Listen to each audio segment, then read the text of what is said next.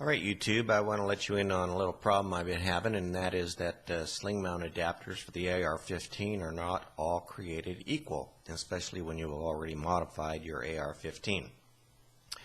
This is the lower of my Smith & Wesson M&P 15, and the very first thing that I did to it was change out the stock grip for this Mako Israeli Defense grip. I liked it a lot better. It gave a much better feel than the standard grip. I particularly liked the way it curved up and met the body of my lower and gave a much better feel into my hand here.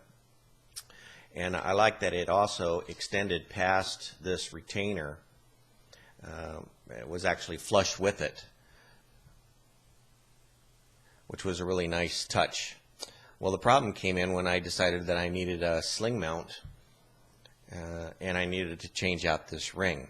The first thing I did was look on the internet for suggestions, and a lot of people seem to like this Magpul Ambidextrous adapter. I purchased this online and checked it out, and the first thing that I noticed is it makes an ungodly amount of noise.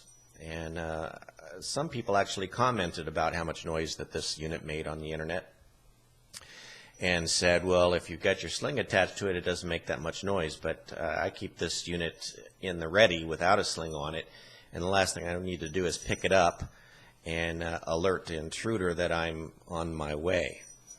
So this is going back into the box and maybe back to the company.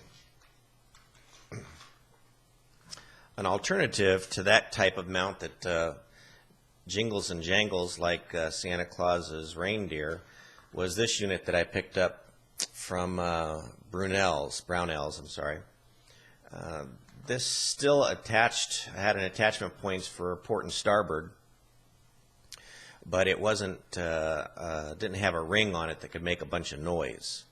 The thing that I found out about this particular unit as opposed to the Magpul unit is that the way it's constructed here, it's got a flat bottom. And my Mako grip is curved to match the curve of this retainer. And so if I wanted to use this sling adapter on here, I would actually have to cut back maybe 1/4 of an inch or 1/8 of an inch of this unit, which even though this grip might have only cost less than $20, it seemed like a lot of work to do.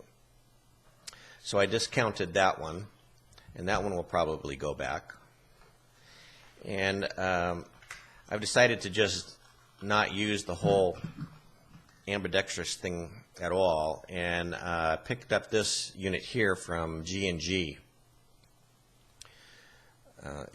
I'm a right-handed shooter, and it just has a single right-handed adapter for the sling to connect to. So I'm going to go ahead and put that on the unit, and we'll see how it does.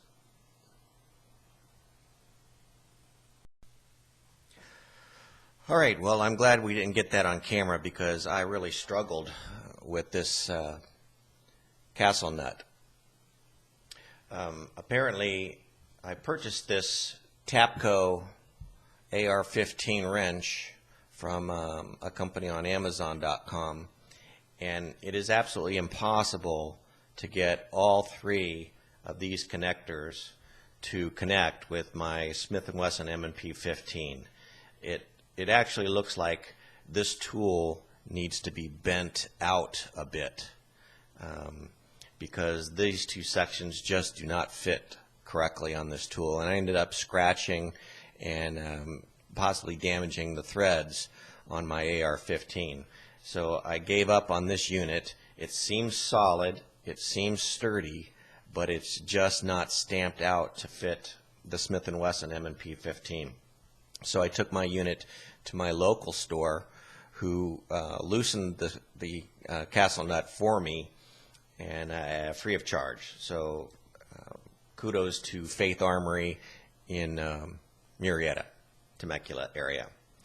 So I did easily get the new GG&G swing adapter connected here, and I'm really happy with the look of it, and I like that my grip still goes all the way to the end and meets up nicely with it. And then I'm really anxious to get this put back together again and put my sling on. All right, well, I hope this helps out some other people who may have purchased the Mako grip. And always keep in mind that you need to purchase a sling adapter that fits underneath this rim, otherwise you're going to have to adjust this. And I would stay away from the Magpul Ambidextrous unless you like jingle bells. All right, have a good day, YouTube.